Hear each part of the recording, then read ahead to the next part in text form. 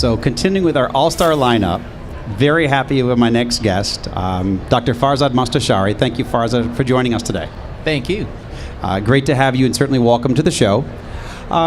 So I do want to, John asked me a question. Halamka had asked, he's going to have me ask you a question in a moment, so I'll get to that one there in a second.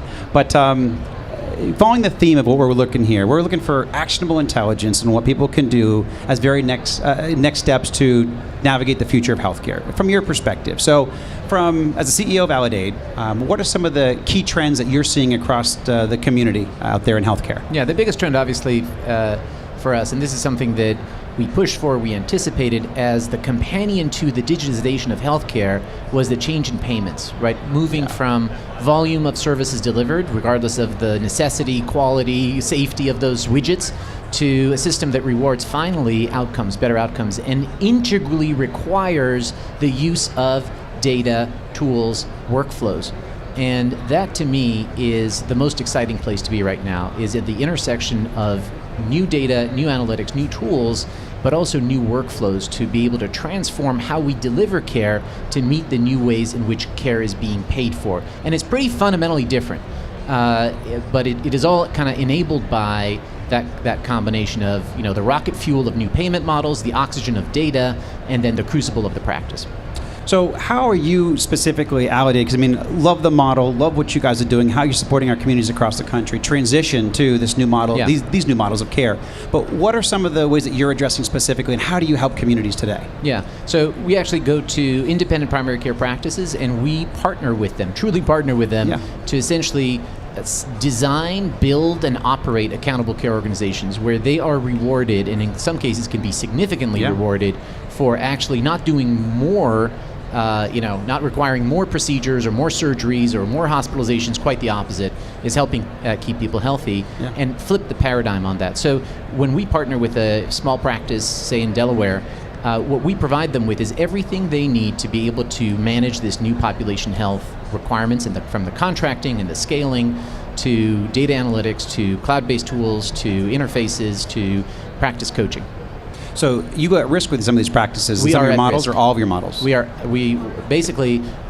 at risk in the sense that we're not being paid for, licensing fees or consulting fees, right? We get paid if the docs get a check. So that's fantastic. So what's the average size community? Do you need at least 5,000 members in a single plan, or what are the sizes there? That's right. Yeah, the minimum is 5,000. Okay. Actuarially, it's a little more comfortable if you have 10,000 patients. Yeah. But that really means like a dozen small practices. That's, to me, is like perfect, right? Here's the math, guys, and this will blow your mind, right? You get 100 primary care docs together, 100. Yeah. They each have 2,000 patients in their panel. Each patient has $5,000 a year in medical costs.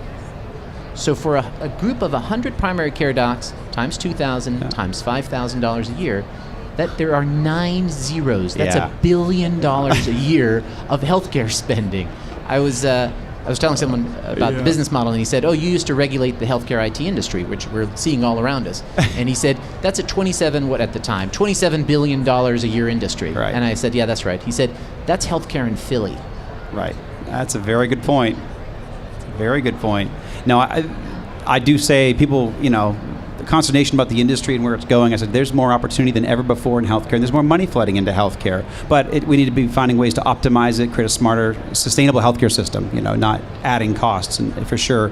So what are 2 or 3 best practices that you offer when you go into a community, you partner with these communities? What are the 2 or 3 things that you bite off first that you really help them with maybe the first year? Great question.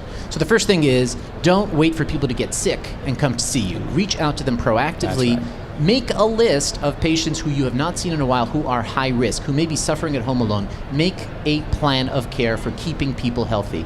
So step one is, and so this is something that most primary care practices have never done, right? Your dentist does it, your vet does it, your mechanic does it, right? But your primary care doc rarely reaches out to you and say, "Hey, come on in, we're going to make a plan for how to keep you healthy." So that's number one.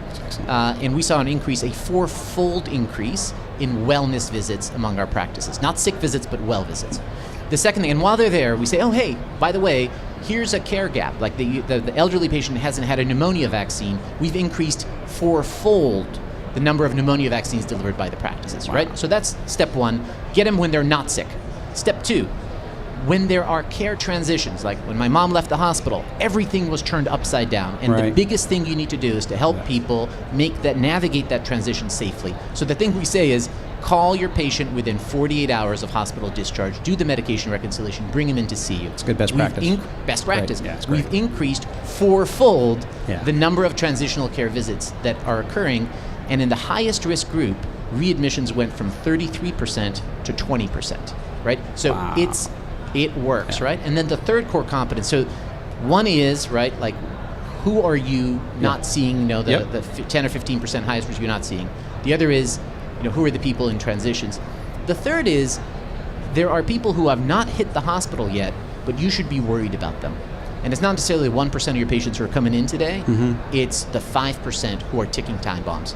And we will do all the analytics and all the, pulling the data out of the EHR and claims and admission, discharge, transfers, and all that kind of stuff to make a simple ability for the practice to visualize the patient's experience outside of their four walls. And things like PCMH and meaningful use are fantastic, but they're predominantly focused on what happens inside your walls.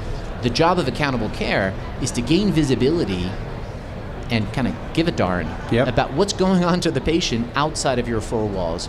Who is seeing the patient? What are they prescribing for them? What does this cost, right? What are the procedures they're having done that's unnecessary? What's happening to the patient outside my four walls? And how can I take responsibility for that, take accountability for that, even though I'm not the one being paid on those charges. So what is the next step for a PCP and a community? What would you say one of the next steps would be? If they're thinking like this, they know this is the future, but they don't have the relationships, or what do they do? Exactly. So I think the key thing is to figure out what your strategy is going to be, right? And you cannot stay atomic. If you're in a small independent practice and half of primary care is still in practices of fewer than 10 physicians, right? You cannot stay atomic. So you got to figure out, what do you want to do? Do you want to become an employee? That's a perfectly viable strategy, right? Go join a monopoly, right? Go join your local hospital system, health system, and help them, right, consolidate healthcare. And whether that increases quality or reduces cost, we don't know. Probably not. That's what the research shows. Right. That's choice A, though. There's security and safety in taking cover under that umbrella, right? Or you say, maybe I can band together with a network of other practices like myself. Under the aegis of my state, in Mississippi, we're working with Academy Family Practice. Okay. In Delaware, we're working with the Regional Extension Center, actually. Yeah. There's QIOs, there's other local groups that you can work with to bring together like-minded practices, medical societies, and groups like ours. Yep. And we have very limited capacity. We have more incoming than we can manage the growth of right now, which is a nice place to be for a startup. Yeah. But it makes me feel bad for the country, right? Like, we need more groups like ours who can help provide those independent practices with the tools they need to be able to manage this transition safely.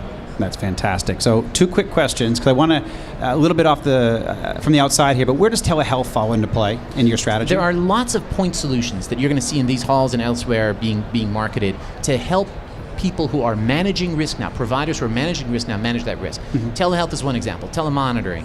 There's going to be behavioral. There's going to be care management. There's going to be patient engagement tools. There's going to be all sorts of point solutions, right, which frankly right now are largely undifferentiated one from the other. I'm getting tons of inbound, pitches, right? On use our thing, use our app, use our tool, right? And fundamentally, where you need to, the most important players in this are not going to be the point solutions. They're going to be the risk managers, who can then select from among the different point solutions and figure out what combination of those are actually going to give the return on investment. That's fantastic. Great advice. In closing, John wanted me to ask you this. Do we need any more regulation, and where do we need it? Look, 28%, I'm going to talk about this at 4 o'clock, 28% of the electronic health records, we work with 33 different EHRs in the field. Okay. Right? Yep. 28% of them are able to give me a batch download of my provider's own darn data. It's a certification requirement. Right, and only 28% can do it. 28% can do it in the field, right? 100% have been certified. 100% have been certified, 28% can do it in the field, right? So, okay, maybe we don't need more regulation, but we certainly darn well need more enforcement of the regulations that we have, right? Okay. So let's do that. And I think today, ONC came out with a update of their certification rule that says they can reach beyond the certification body right to the vendor. And I think there are going to be, I would guess that they're going to schedule a hanging. Right? You don't actually need to hang someone. Right. You just need to schedule a hanging. Right? To get people to start to pay attention to this stuff. Right? It doesn't attestation that those vendors made, that pledge that they made to their customers, that seal that they put on their product, That's right. should mean something. And right now, all too often, it doesn't. It doesn't. So there needs to be enforcement on the interoperability side. The other thing, we had a chat about this. 2012, there was an opportunity for us to do some regulations around the Nationwide Health Information Network, the governance of the Nationwide. Yes. Oh, yes. What are the conditions of trusted exchange? What are the privacy, the consent, the sharing directories, and at that time, 173 organizations that provided comment said, don't do it. Right. The Center for Democracy and Technology. Yeah. Hello. Right. At this point, I think 4 years later, the question is, are we there? Has the private sector stepped up enough that we don't have the problems with business practices from one network to the other network? Have we solved that problem of sharing of directories? Have we solved the problem of governance over this? If the answer to that is yes, right, we're all set. Everyone's going to be playing nice together. We have a bunch of pledges out there, right? Right. Yeah. Then fine. No, we don't need any government regulation to enable that to happen.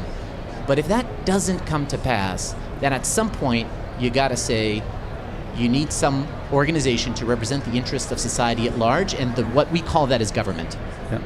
Understand. Farzad, I could talk to you all day long. I appreciate you joining the show today, and we'll certainly have you back. And congratulations on all the success with Awadade. Thank you so much. Thanks, my friend. Take care. Take care.